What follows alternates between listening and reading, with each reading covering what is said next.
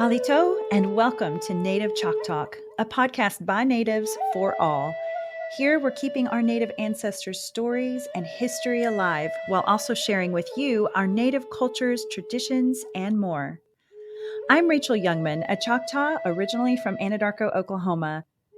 I hope you'll enjoy this journey with me as we learn from our Native American guests.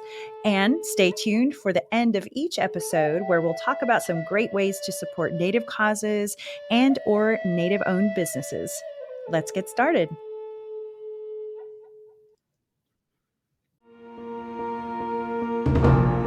I am more than a maker.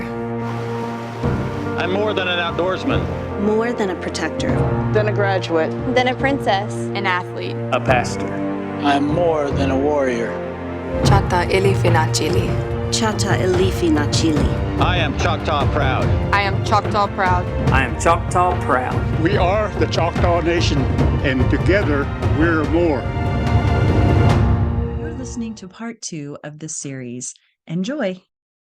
What were the Cherokee like? I feel like it's such a popular tribe that most people know the name.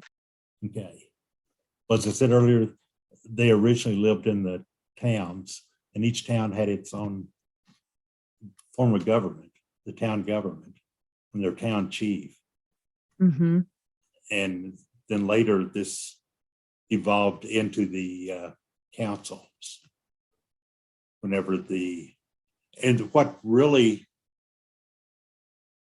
made you a Cherokee, but there are 7 clans, Cherokee clans, and you get your clan from your mother.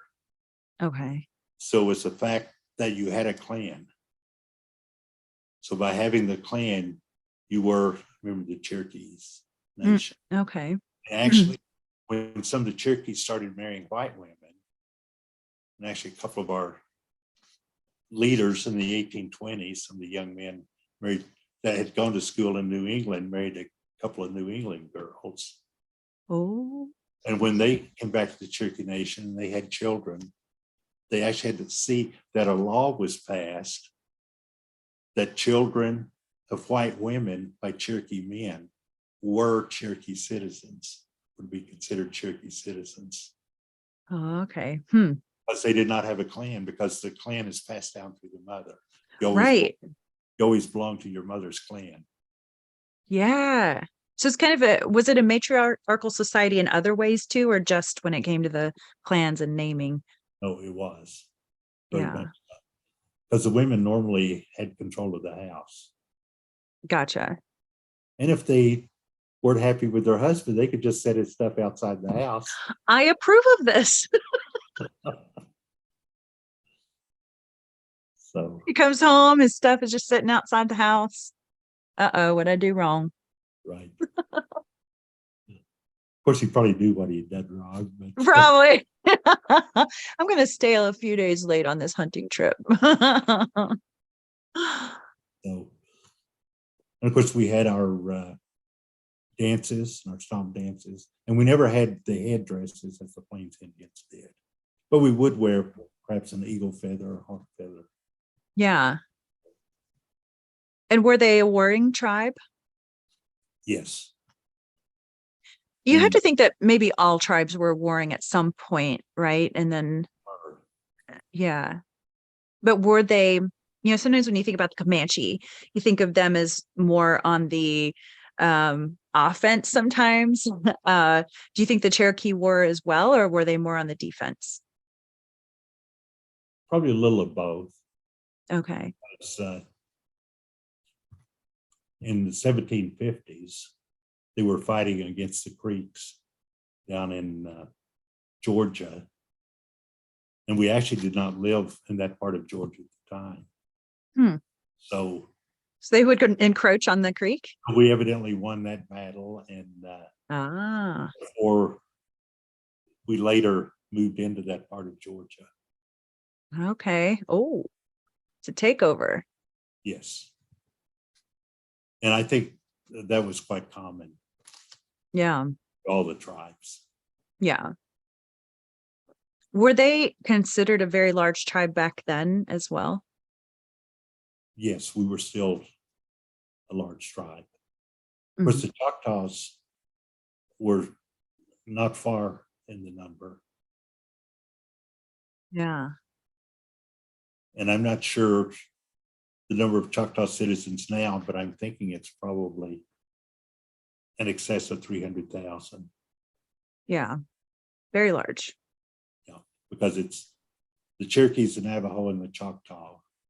Because I think the Choctaw come in third, and the Cherokees and Navajo, they've gone back and forth in recent years. But the Cherokees have now won, correct? Right. So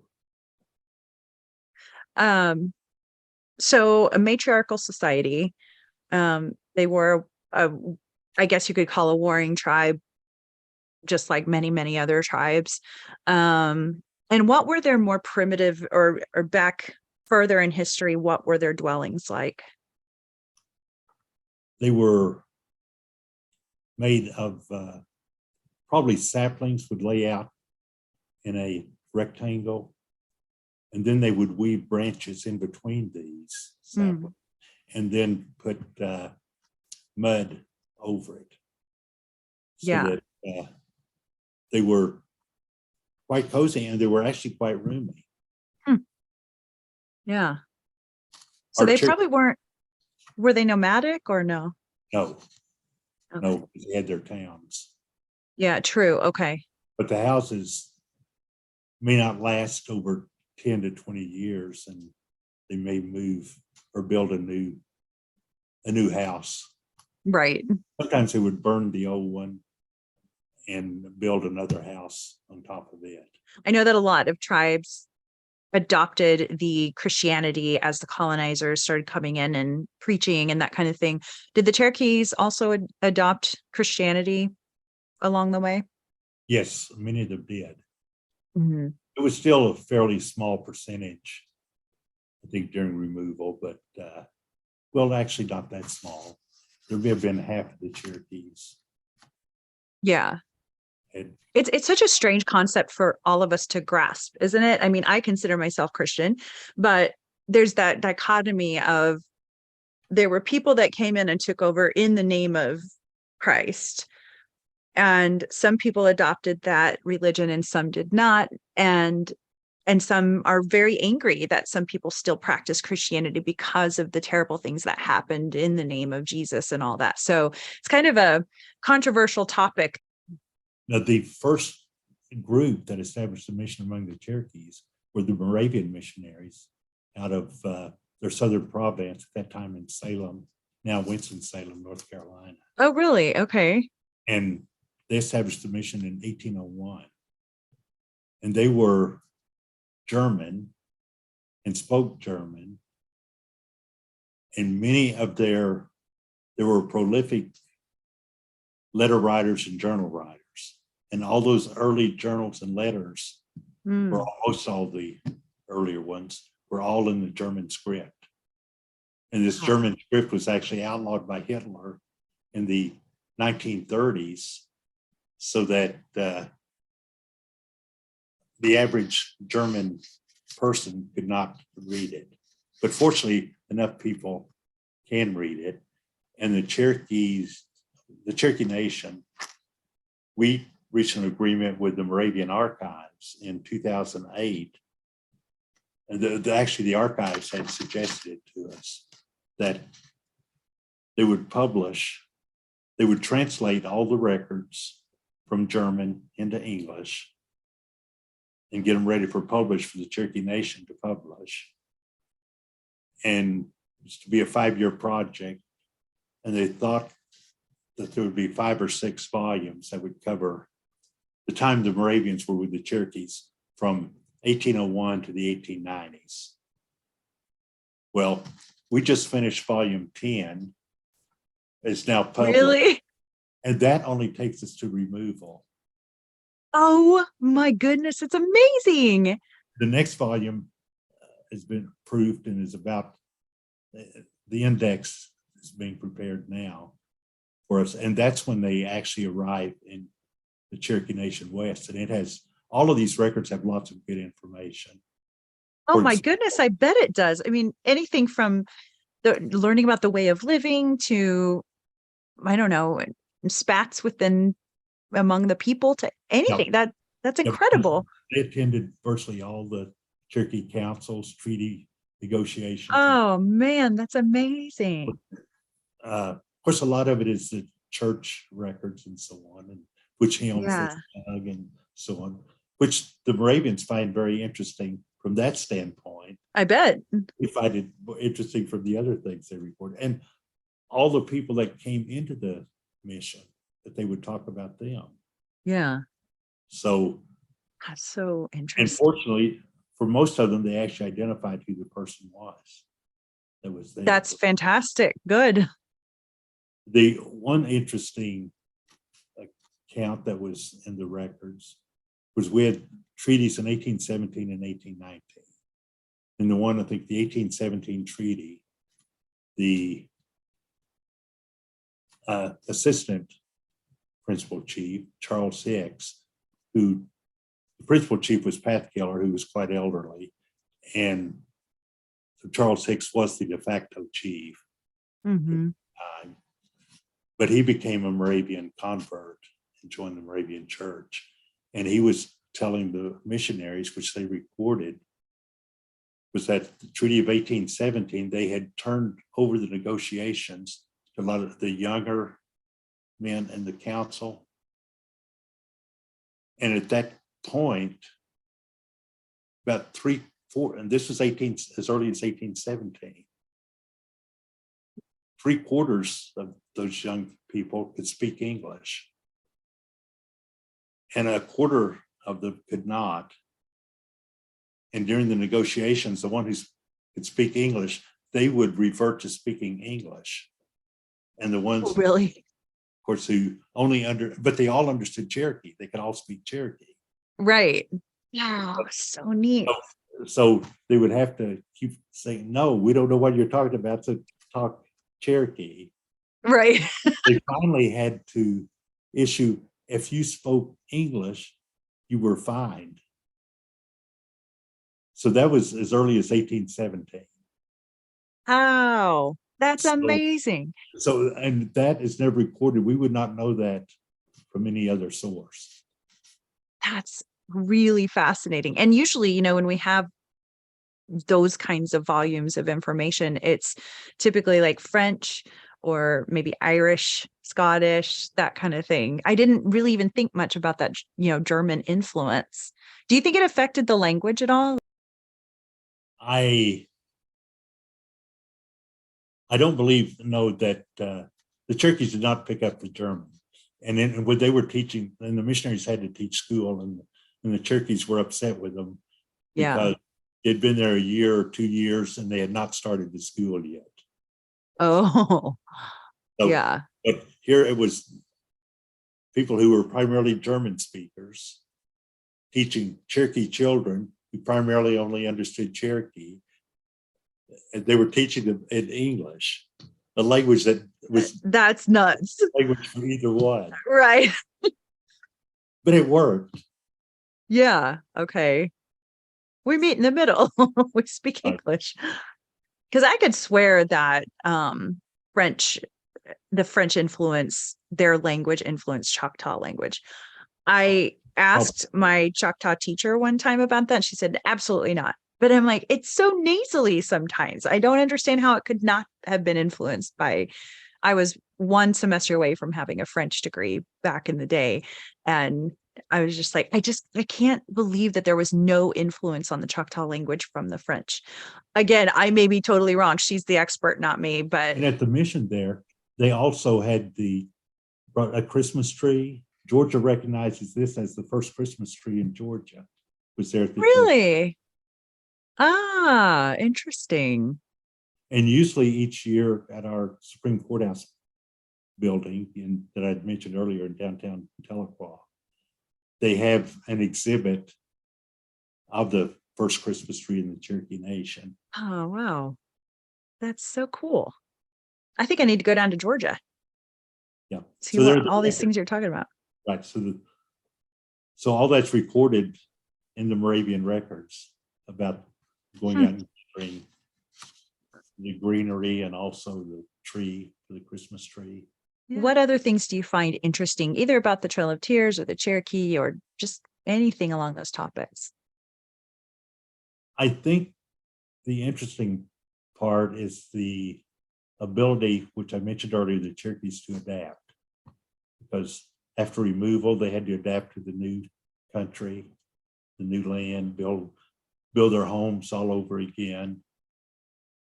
And then during the Civil War, the Cherokees were split, much along the same lines that they had split over whether to remove or not. Mm-hmm. And each side swept back and forth across the Cherokee Nation. So practically the entire Cherokee Nation, almost all the houses were burned during the Civil War. There were only a handful that survived. But they recovered from that, rebuilt, and then allotment was devastating to their way of life because they had owned all the land in common, and a person could, if the land was not being used by anyone else, they could establish their own farm. Mm-hmm. So each Cherokee then could build their own farm. As a matter of fact, Henry Dawes, that was primarily, he was Massachusetts senator, and it was his act that created the allotment. And he visited the Cherokee Nation in the 1880s, and he talked about that every Cherokee had their own home, that there was not a pauper among the nation, and that this wasn't right. They needed to allot the lands and all that because all the people were helping each other and they were, for the most part, sort of equal. And so We need to mess this up. This thing that's working just great, we need to mess it up. Okay. But he made the statement, every Cherokee has their own farm and home, and there's not a pauper in the nation. But he thought that was wrong. We'd love to see you all suffer just a little bit more. Yeah. Oh my God. Now, so once they came over on the Trail of Tears or during the removal, there was that Cherokee land strip, correct? Where, and it's like on the north part of the state, now Yeah. the state. Which is actually the property called the Cherokee Outlet. And that's the Cherokee Outlet, okay.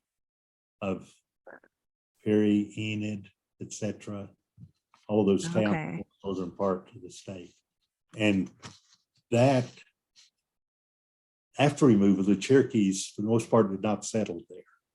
There was a handful of people that went out there, but not many. For example, Blackwell, the person for whom Blackwell is named, was a white man married to a Cherokee lady and actually established the town of Blackwell.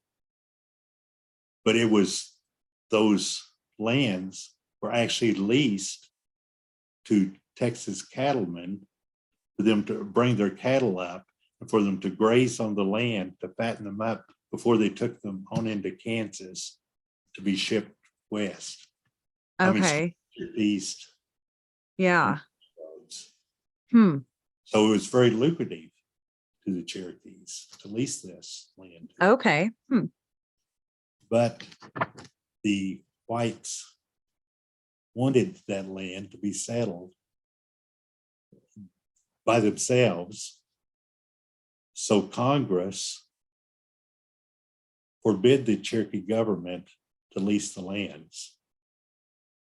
They virtually made it so that the lands were not worth anything, but said, you can't lease them to anyone or all, but we will buy them from you for a certain price. So we were Ain't that nice of them? first into selling those lands. And so then there was a land run of 1893 that settled that.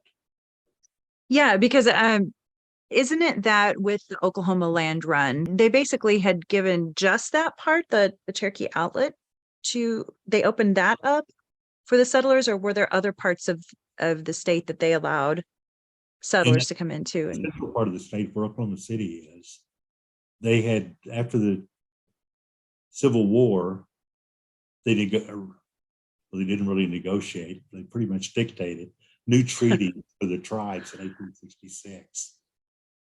And so they left the lands in central Oklahoma as unassigned lands. And so those were actually put up, and the land run in central Oklahoma was 1889. I think that included Guthrie and Oklahoma City. Mhm. So that was all settled in. Yeah. That's just, it's such a crazy concept to me. It's like, here, natives, we're going to give you this one little area. We're going to call it an Indian territory. Oh, wait, never mind. We're going to open it up. And to me, it's just such a crazy thought too, that they put all of these tribes in this one area, which some of them had warred against each other at one point. So did the Cherokee have any struggles kind of settling in with maybe the other natives that have been, or other tribes that were around them? Initially, there's some Cherokees that removed quite early. There were some Cherokees, a handful, that moved west of the Mississippi after the Revolutionary War, because the majority of the Cherokees fought on the side of the British. Okay. So they wanted out of that, so they moved across the Mississippi into Spanish territory. So they settled there, and primarily in Arkansas, west of present, along the St. Francis River, west of present Memphis, and then a small number in southeastern Missouri, in the Boot Hill area there. So, but then they moved farther west around after the New Madrid earthquake in 1811. They moved into western Arkansas, the present Russellville area. Okay. Cherokees actually lived there, and by the treaty I mentioned earlier in 1817, they actually got title to their land, those lands in Arkansas. And while they were living there, the couple of thousand or so that were there, then they were fighting with the Osage. Okay. Conflict with the Osage at that time. Well, and the Osage were known to be very big in stature, right? Yes. Were the Cherokee as well? I don't know. Okay. For the most part. So we don't want to fight the Osage, but yeah. So there was primarily the Osages that they were fighting with. Of course, back the east, we fought primarily with the Creek. Okay. Never a dull moment. Right. Also, I think there were some fights with the Iroquois that would come down. Great. All of the things. There was a lot more travel than we think there was. Really? Yeah. And long distance travel. Right. Because the Cherokee Nation would go up into the Ohio area, visit with the Shawnee, and up to New York with the Iroquois. Wow. That is a lot of travel. That's months of going back and forth. Why those women set those men's stuff outside? They were gone. I haven't seen you in years, and I need more babies. Right. I assumed that they were hunters, buffalo and deer and all that, right? Yes, primarily deer. There weren't a lot of buffalo in the southeast. That makes sense. Right. There were smaller, what they call mountain buffalo, but those were wiped out fairly early. Oh, really? Mountain buffalo. Yes. I gotta look that up while we're talking. Keep going. So, but with the when the English came in to trade with the Cherokees, then there was a deerskin trade. There's some interesting dissertations on that. On the deerskin trade.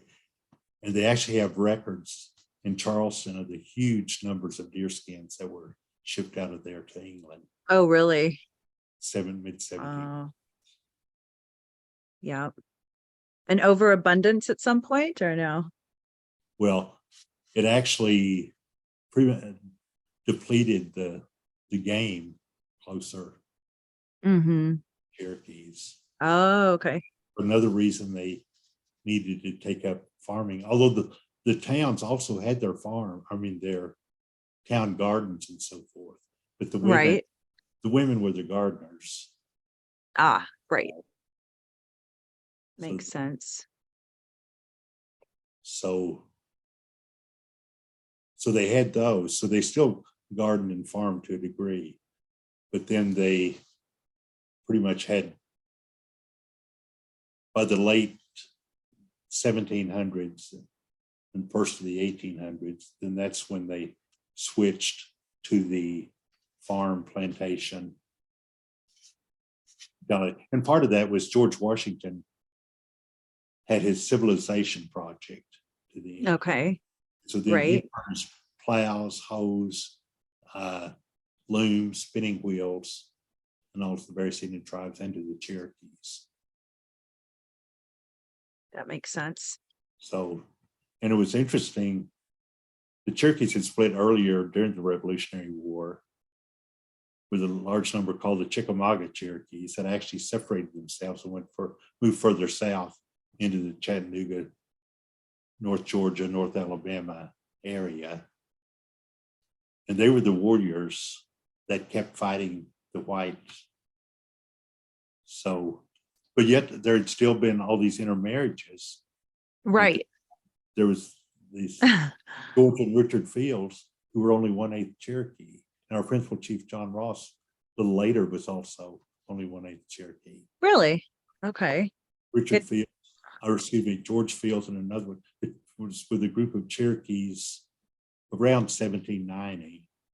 And they were considering attacking Nashville.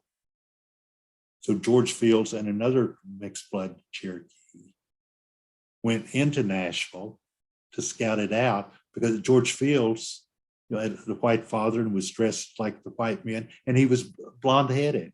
Right. No one would know. So I thought it's very interesting that in the 1790s, there was the warring party of Cherokees, who the majority were full bloods, but certainly not all of them, that they had Yeah. that could walk into Nashville to scout it out. Like, send that guy. He looks white.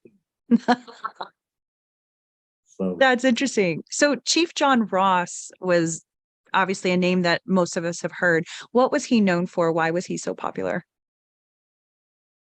I think he listened to the full blood element more than some of the others. Mm. He was extremely popular with them. As a matter of fact, he was first elected chief in 1828 in our first chief election as such, under our new constitution that had been that a constitutional convention in 1827, and then it was implemented in 1828. So then he was elected then, and he continued to be elected even after removal until so he served as principal chief for more than 38 years. They really did like him. Yes. But it was the Chickamauga that were the fighting group of the Cherokees. Okay. From the others. After the civilization project, they were the first ones to ask for the plows and hoes, looms, and so forth. And they were the ones who became really wealthy. And this included the Major Ridge, John Ross's family, whose mother was a McDonald, the McDonalds and the Rosses. Right. All of the Vans. These are the ones that were the last ones to war against the whites, and they were the first ones to acquire all of these. The nation, were actually complaining in the early 1800s, we're not getting these. All the influence and all going to the southern part of the nation where the Chickamaugas built, and they were the ones that became the wealthy planters. Isn't that interesting? But there are the three federally recognized groups. Which is Okay. the Eastern Band, which formed from different segments. Many of them were the ones that I'd mentioned earlier that were in lands that were ceded in 1817 and 1819. So they were technically exempt from removal, even though initially the plans were to round them up too, until the Zolly incident that they were allowed to stay. And there were other various groups. There were some that returned to North Carolina after removal, and some actually had been rounded up and escaped and went back into North Carolina. And Really? area when they had been elected or when they had been given permission to stay. So they back and settled with them. Was it hard for those who stayed behind or went back? I'm sure that it was, other than it was that part of North Carolina was rather isolated, and they didn't have a demand for their land. It was a mountainous area. Okay. Yeah. So it's them, and then of course there's the Cherokee Nation, and then in the Indian Reorganization Act of the 1930s, in 1940, the federal government recognized the United Band of Kituwa so that they could receive benefits for the tribal members since the tribal government had been abolished supposedly at statehood in 1907. Okay. So that group is still in existence, but they live within the Cherokee Nation jurisdictional area. Okay. Makes sense. A lot more. I just learned a lot from that. I didn't realize there were so many out there. So there's the three official groups. Yeah. And dozens of groups that claim to be Cherokee. Oh, really? Likely that have no Cherokee blood at all. What's their basis for that? Is it, I heard that my grandparents were Cherokee, or? Our grandmother said that we were Cherokee and so on. Oh, okay. So there's a huge number of these, and I run into them all the time. Bless their hearts. They And there could be some truth to some of it, you know, but there could be, yes.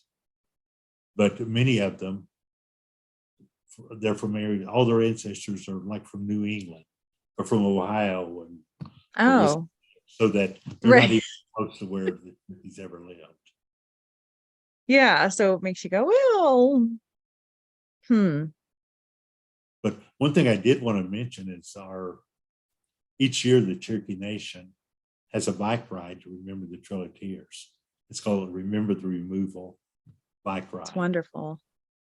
And it was the first one was in 1984.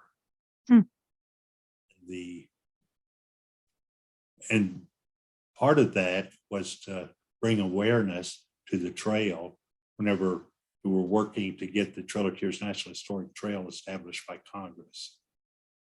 But there's a handful of riders, which one is still working and is primarily the last couple of years has been in charge of the bike ride, Will Chavez. And he was on that first bike ride. Nice. They sort of left in the east and they rode the bikes about where they thought the trail was and camped out the entire way. They had no money, so it was really tough. 25 years later, in 2009, then we did the first Remember the Removal bike ride. And so, unfortunately, each year, and we've had the bike ride except for 2020 with COVID. And fortunately, there was a break because it's usually in June, end of May and 1st of June. So there was fortunately a break in 2021, so we were able to have the bike ride before there's a resurgence of COVID. And then in 2022, we had it again, so we just missed 1 year. When is that ride typically every year? Usually it's after, most of the time it's been after Memorial Day. The last 2 years has been started the week or started the weekend of Memorial Day. Okay. And how many miles does that typically entail? About 950 miles. Wow. So And how long does it take? about 3 weeks. That's crazy. That's And they great. train. But I think the bike riders for next year have been selected and they've started their training already. And for the first 2 to 3 years, there was a Cherokee Nation. And then the Eastern Band joined with us 2 or 3 years later. Oh, that's great. Group that comes also. That's fantastic. It's got to be such a bonding experience. Are non-natives invited to join as well? Is everyone welcome? No, it's limited to those bike riders that are chosen, primarily for safety reasons. Yeah. We also have one of our marshals that also is with us and stays behind the riders to keep track and watches for trucks or whatever. Yeah. So for listeners that wish to learn more, simply search online for the Remember the Removal bike ride. And in order to join, you would apply for the ride. So applicants are required to answer essay questions and provide references. So it's not just a free for all. It's a very guided and well-guarded type of event. So also, I wanted to mention while I can that the Trail of Tears Association, you can learn more about that as well, listeners. So just go to TOTA.com. TOTA stands for Trail of Tears Association, obviously. So I recently watched a speech by the current chief of the Cherokee Nation, Chief Hoskin, and he mentioned that despite being wronged, the Cherokee still believed in doing the right thing. I was super impressed by that. And in addition, they believed that to rebuild and survive, they must continue their education. So quite impressive the way the Cherokees have that resilience. And like so many of our native tribes, the Cherokee are a strong and enduring people. So, as you know, I hope to honor our ancestors by keeping their memories and stories alive. So, Jack, why don't you tell us about your own ancestors, your own family? Okay. I grew up in a primarily full-blood community, which I mentioned earlier, Chewy, where my grandfather's Cherokee allotment, or at least the first few years was spent there. Yeah. And it was interesting because at the time, there was no electricity, of course, no running water. I think I was either 6 or 7 when electricity came to the community. Oh, what was that like? Totally different. It was almost as though you lived in pioneer days. It was to that because there were very few cars. There's still a lot of wagons and horses. That's amazing. So it was a different way of life. So I'm glad that I was able to experience that. Yeah, the before and after. Right. Do you remember the before? And do you remember that transition to electricity? Yes. That's amazing. You've got to write a book. Have you written a book, Jack? Not about that as such. But growing up, and of course, it was primarily full-blood community, although my grandfather, unfortunately, he was an interpreter for the Cherokee agent frequently. He bought into it because the Cherokee, or the BIA agents, Bureau of Indian Affairs agents at the time, was trying to get people not to speak Cherokee. So while my grandfather was a fluent speaker, he convinced him that it wasn't a good idea to let his children, because they wouldn't be able to speak either language properly, which of course that isn't true.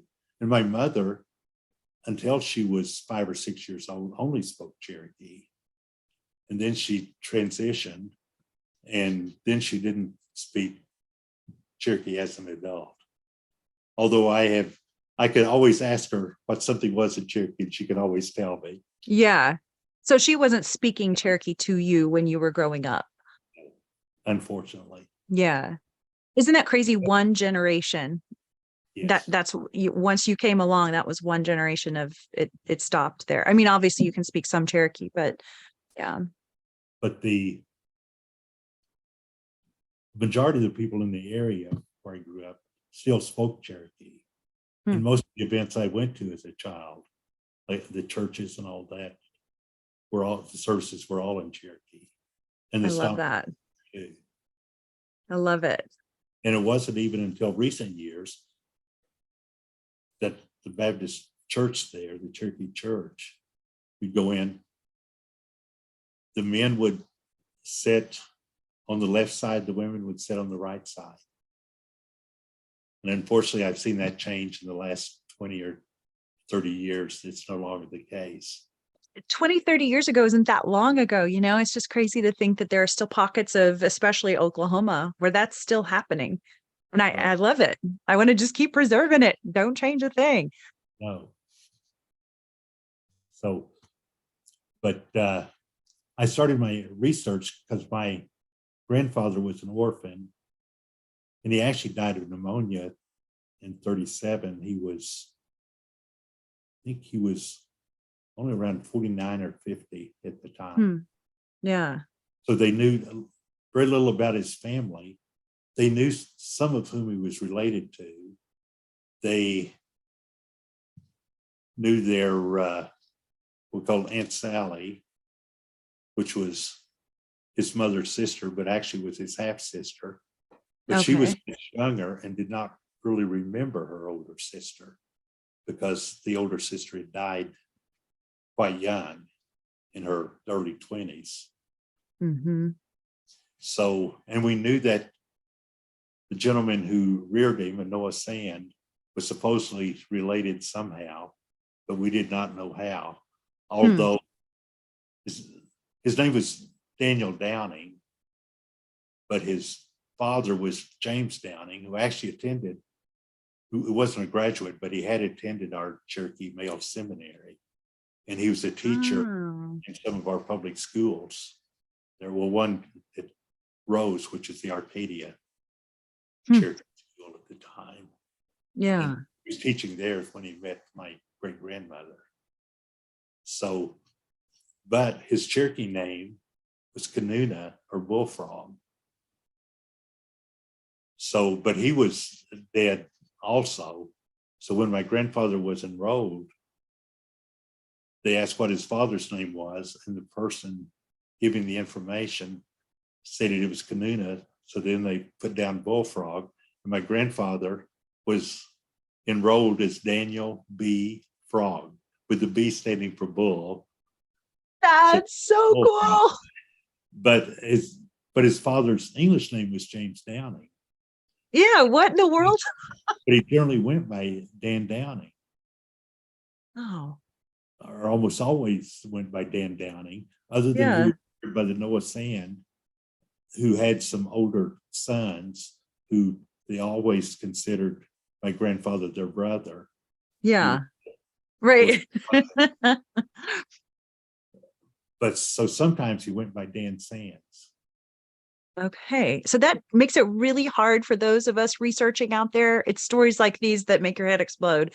Because when you do research, you have to research every single name and every combination possible, much less the spellings, because a lot of times they would spell incorrectly or they would just have a variation of the spelling.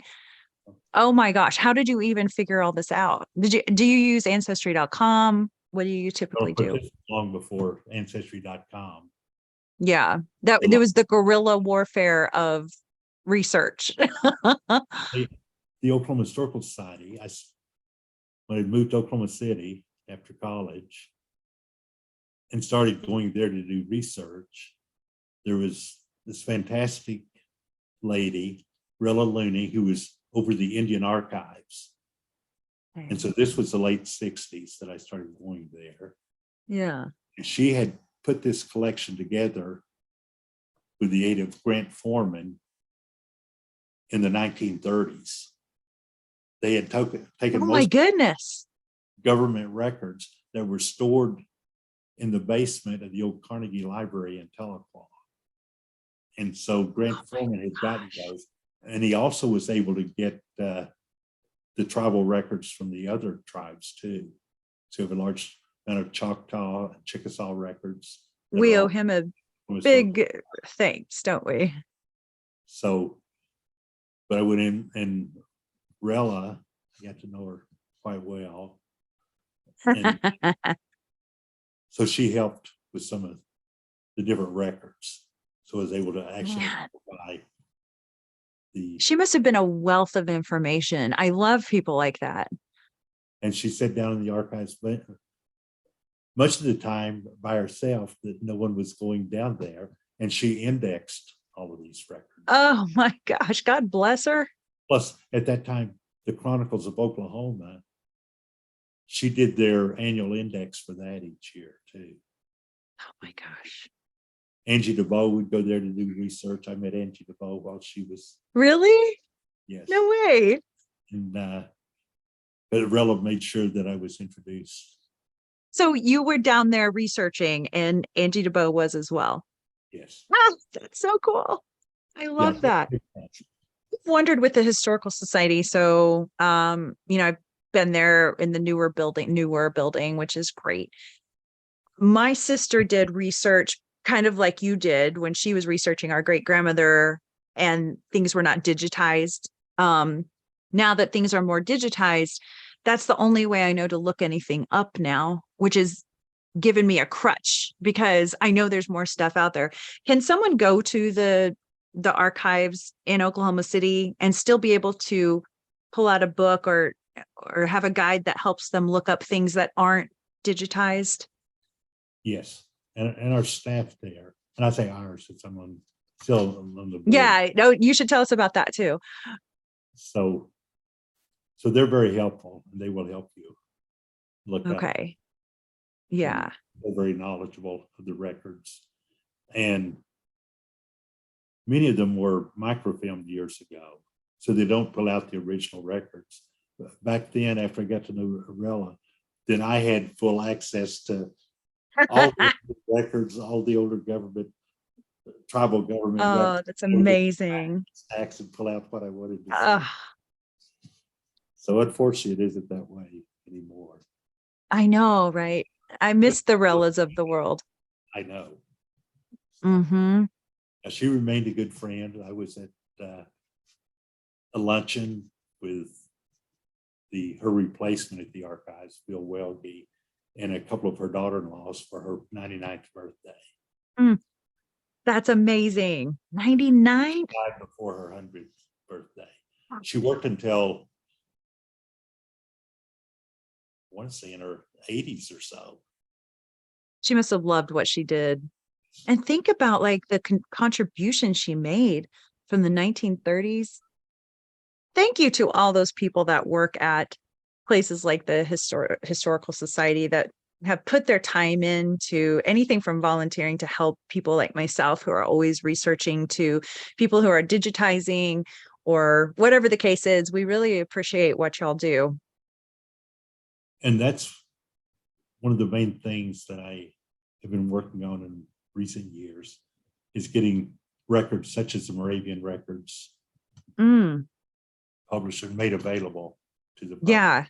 And what's fantastic is, like I said, the majority of those records were written in the German script and had not been translated. Some had, but not many.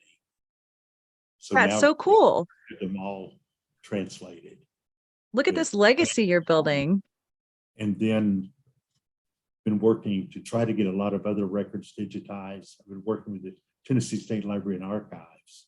I called the lady there for permission to use they have a large number of Cherokee records that were, that's a long story and how it wound up there, but they were part of our Cherokee National Archives that were taken out of the nation during the Civil War. And later sold after statehood as private papers. Are you serious? Who bought those? Those were purchased by a lady in Chattanooga, Tennessee. And unfortunately, they got fragmented from her, but the vast majority, fortunately, are at Tennessee State Library and Archives. It was a Okay. grandson of John Ross. They had all these records and they said, oh, these are our family papers. Well, they weren't. They were the Cherokee tribal, Oh, Cherokee ah, National, what? which is what they're actually called by one of the federal troops who escorted John Ross and his family out of the Cherokee Nation during the Civil War. And they talk about the wagon loads of the Cherokee National records. Oh my gosh. But anyway, but fortunately, many of them were survived, but the grandson sold a large number, half or more, to the lady in Chattanooga, a white lady, and his sisters sold their portion to Thomas Gilcrease, and those records Oh, so of the Gilcrease Museum. right, and yet there are little fragments here and there. Our Trailers Association in 1838, while the Cherokees were in the camps waiting to be removed in the fall when it cooled down and they had adequate water along the way, then they made out claims for property that they had lost.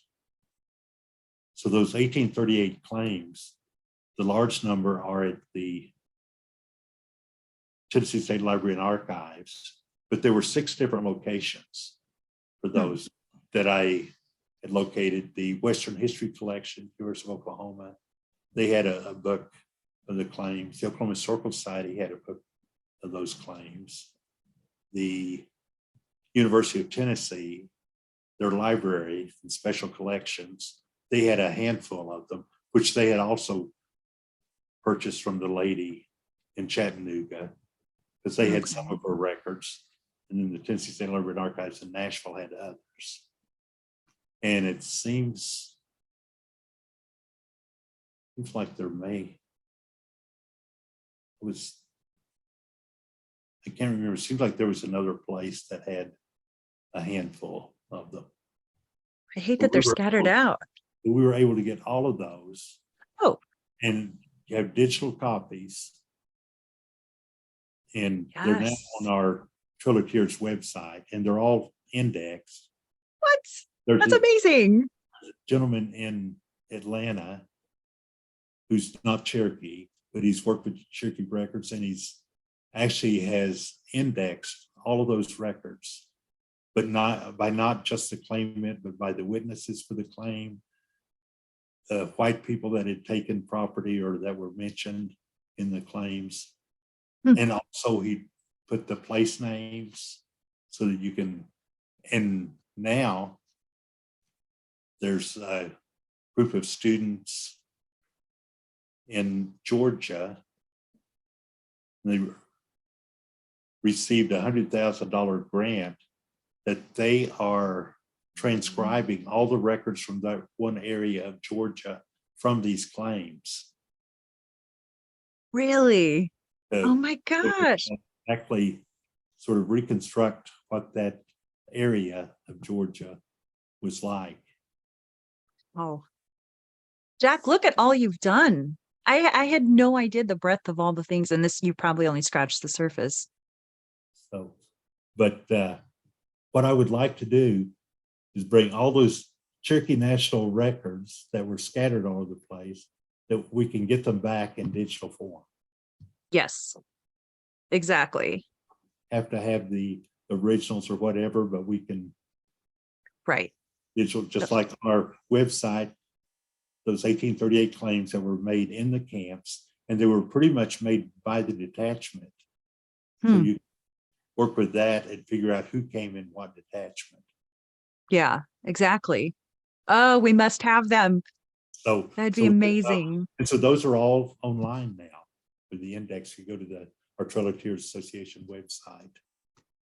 That's fantastic. Now we're getting ready to work on the 1842 claims. But what they are good at is that they state, for the most part, not always, but almost always, they state, my name is such and such. I resided in such and such district in the east. I came west in so and so's detachment, and I now live in such and such district. Ah, So they start out that way, and then list the property. how helpful is that to people who are researching their ancestors? Because in the records at Gilcrease, there were 12 detachments.